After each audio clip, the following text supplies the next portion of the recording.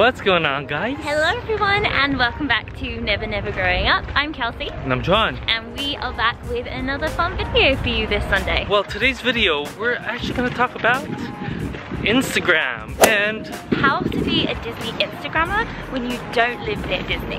Yeah, so we live here in New York, and hence why we're here in this beautiful reservoir. Yeah, so we figured we'll go for a little walk today and talk to you about our 5 things that we do to make it work as Disney Instagrammers while we live here in NYC. Exactly. So let's get on with the video, and here is number 1. Okay, so for number 1, the first thing that we always try and make sure we do on our trip is to take as many photos.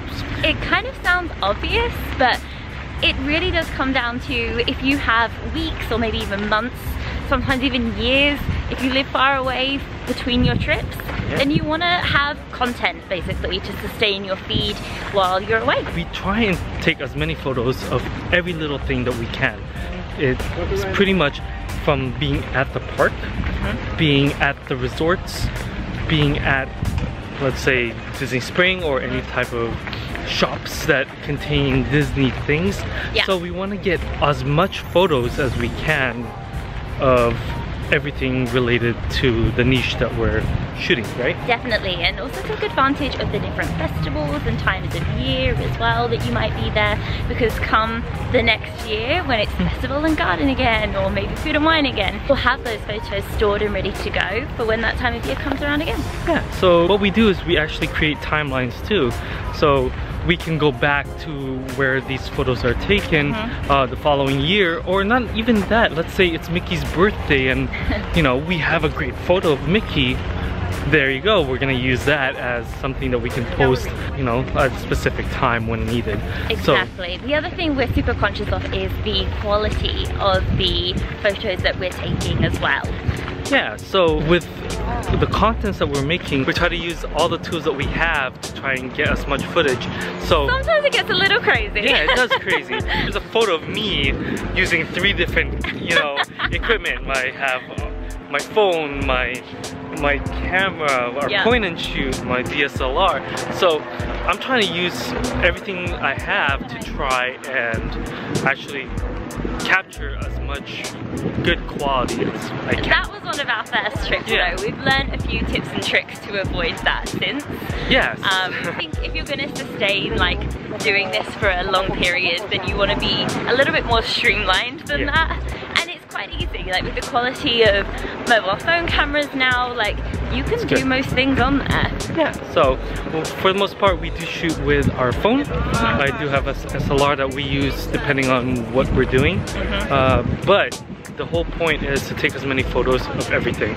So you're taking photos of characters, taking photos of the parades, taking photos of location wherever you are, the castle, you know, different lands. We're looking at different shops and what they have, because these things can be useful later on. So sometimes you will take photos of things that you might not think you'll use, but you never know. You never know, because there are times when I would think to myself, oh man, you know, I wish I took a photo of that. And it's interesting for us because of course we'll be vlogging as well.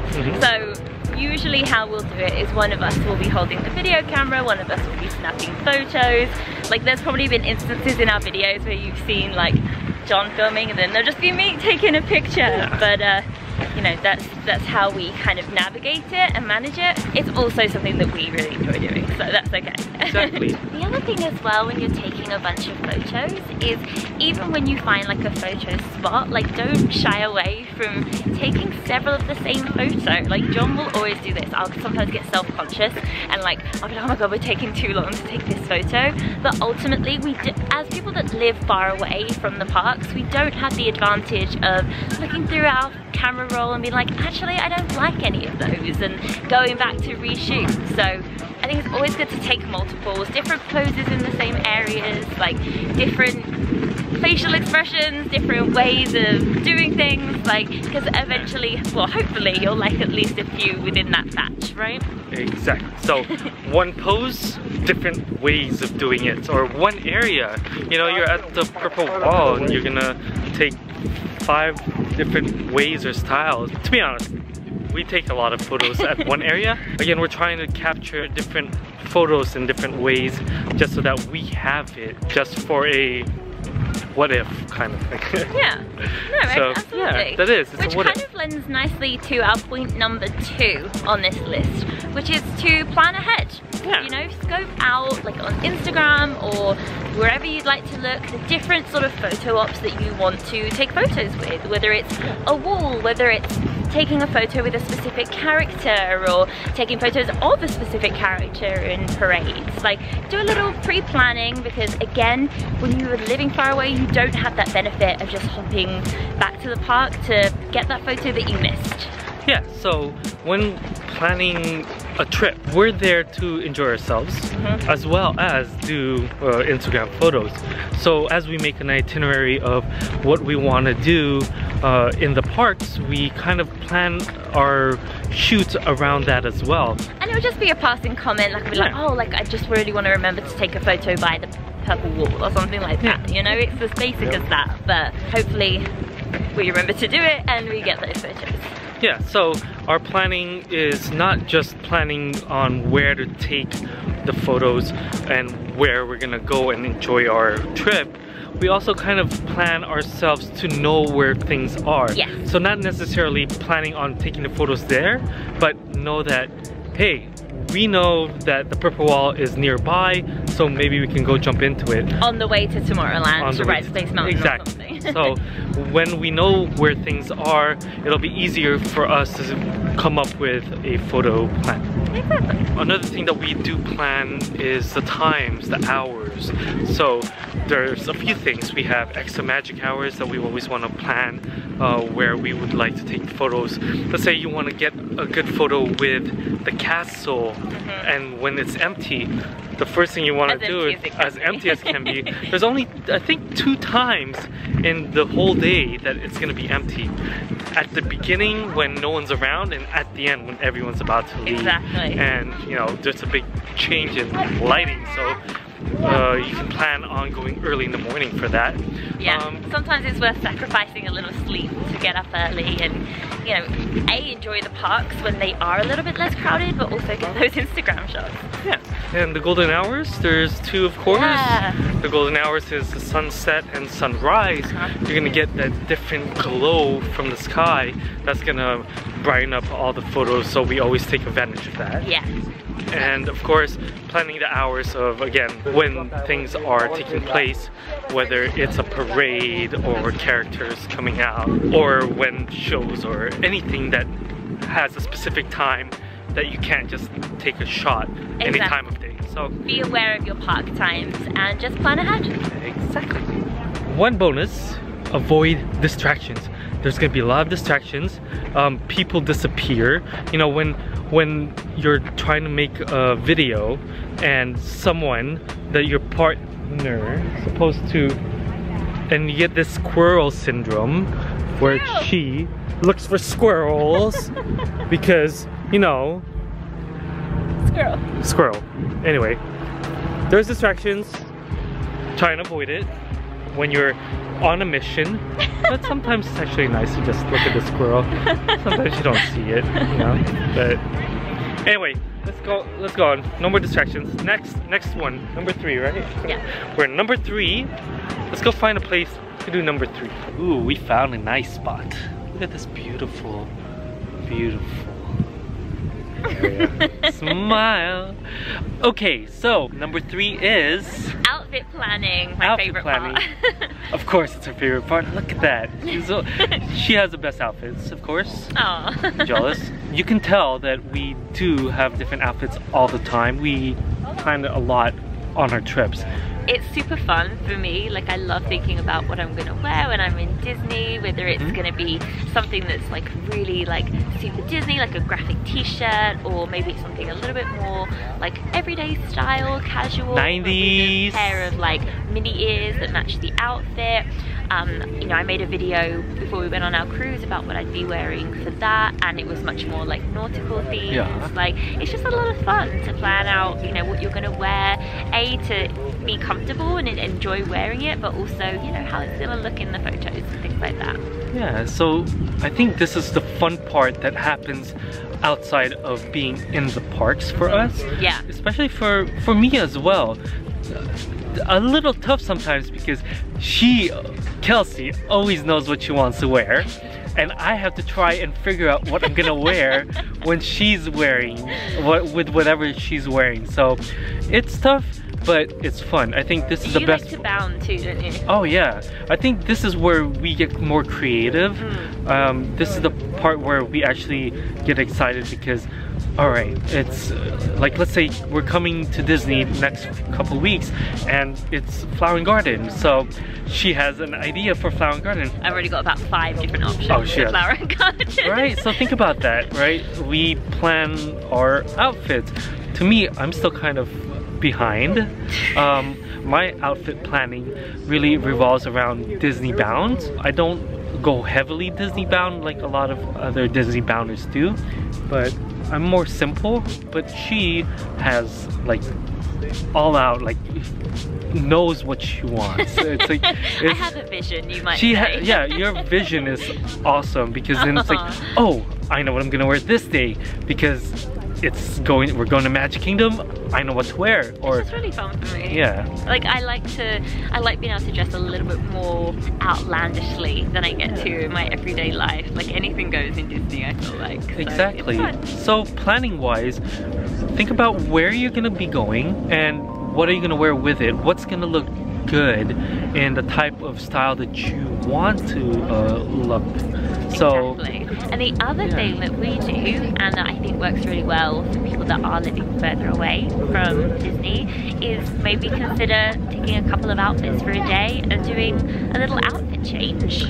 Definitely, that's one thing for us, is outfit change. A lot of Instagrammers do outfit changes when they do shoots everywhere. Yeah. So we don't have 2-hour shoots, or we do snap and go. So what we tend to do is we do one change per day. Usually, yeah. Usually, depending on what we're trying to get out of it. But for the most part, one change a day. We'll do the first half of the day in one outfit, and then we'll try and change it up a bit for the next outfit. And we do that for a number of reasons. Yeah. Because you know, like we said, we do enjoy the creativity if we're in different outfits, so it gives us a little bit more of a selection that way. Yeah. But also, like, it goes back to point number 1 again, which is, you know, take as much content as possible. Yeah. And the more you're wearing, the more like different places you're taking photos in different outfits and different styles, then basically the more content you're going to have for a longer period of time. Exactly. So our advice is pick up at least a couple of outfits, hairstyles, little accessories is a thing. Yeah, I like to wear hats. Yeah. I have backpack, I have hats, Yeah. jacket. There are times where I've worn the t-shirt and just changed my jacket. Yeah. Or this is real, like, I feel like behind the gram, like, knowledge here. Like, exactly. we get people ask us, like, on Instagram, like, how are you in Disney all the time? But realistically, we're not.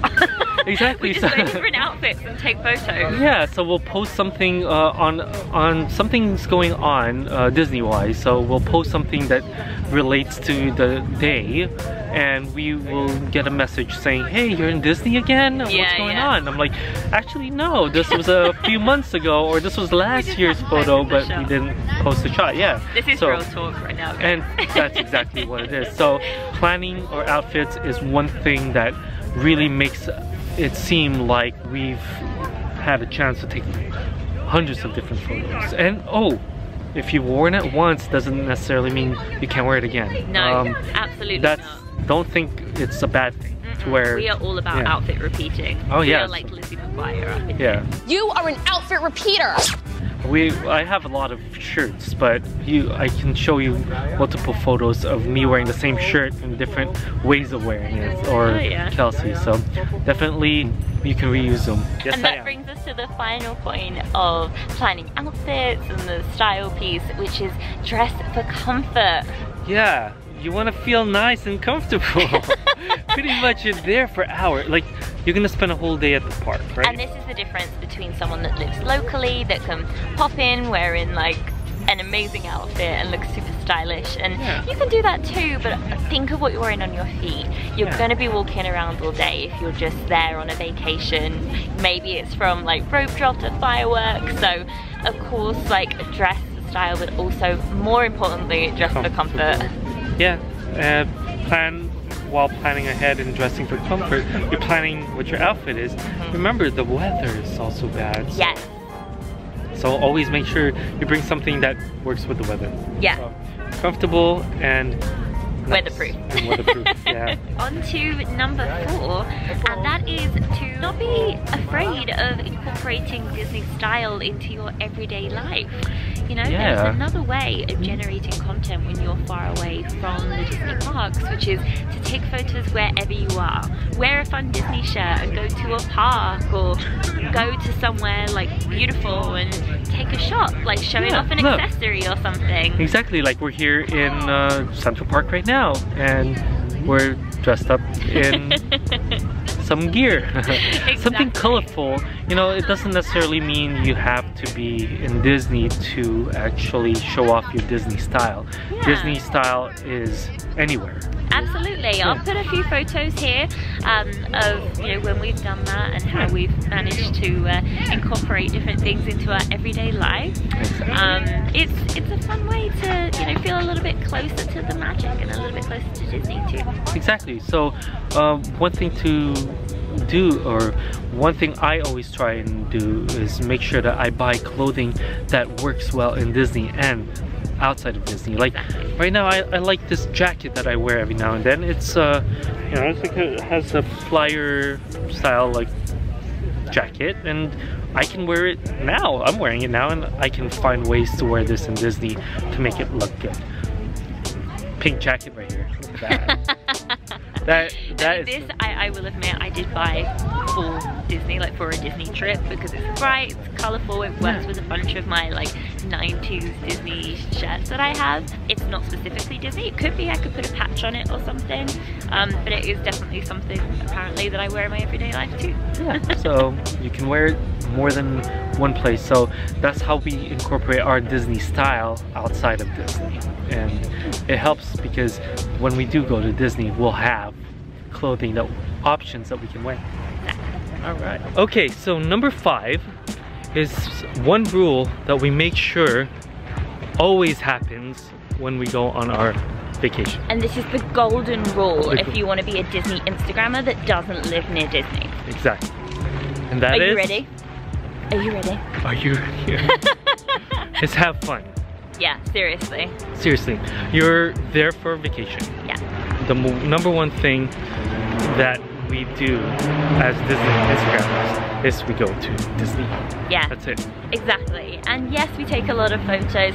We're lucky in the fact that, you know, we're both really passionate about taking photos and recording video and editing, so it's something we really enjoy, but it also doesn't take away from what we're doing, which is enjoying our vacation. Exactly. And you guys may have noticed, if you follow us on Instagram, that we actually don't post a lot when we're actually there in the parks. No, we don't. We actually enjoy it. Like, I love to try and do a lot of stories. Yeah. But we're there to have a good time, so we're gonna have a good time. Yeah, and that's the biggest piece, is like, take all the photos, and yes, like take photos of everything and get your content, but I'd say just don't let it detract from the now. Exactly. Because ultimately, the reason you're taking photos is because you want to remember stuff, right? You want to have these long-lasting memories, but the memories will last much longer if you're actually there living it. And you remember that you had a good time when you were there, not you had to work and do all these things. Because to us, we do it because we love to do it, and that's why we do it. Yeah. And that's it. We don't see it as work. We just see it as a good time. Exactly, and it's a big difference between, you know, people that live local to Disney that can pop into the park for a couple of hours, do a quick photo shoot and then leave. Like, if you're away, you're gonna quite likely be there from rope drop to fireworks in some instances. It'd be a long day and not having fun on a long day. Yeah. Yeah, it doesn't seem like a good thing. So, number 5, have a good time. Yes, make those memories for real. Yes. So that is it. That is our 5 tips, if you will, or 5 little pieces of insight into how we Instagram as part of the Disney community while living away from the Disney parks. Away from the Disney parks. Have a good time, and thank you for watching. We are Never Never Going Up. Yep, on YouTube and on Instagram, and then our Twitter is Never Never Vlogs. Yeah, so we have a Twitter account. Try and use it as much as we can, but come check us out because there are some things that might be on there that are not anywhere else. Anyway, next week we are going to Disney. We're going to Disney in less than a week. So you know what that means? Disney vlogs! Disney vlogs! So more Disney vlogs coming your way. Next week will more than likely be a packing video because we haven't done much of it lately. No, it's been a while. And you know what? I am gonna talk to you guys about packing for guys. Most packing videos that you see are for girls. I'll be doing that too. She'll be Never doing that fear. too. But I will do a guy's version, what to pack in springtime for Disney World. But that is it for this week, you guys. Thank you so much for watching, and we hope you all have a fantastic week. We'll see you soon. See you real soon. Bye. Bye.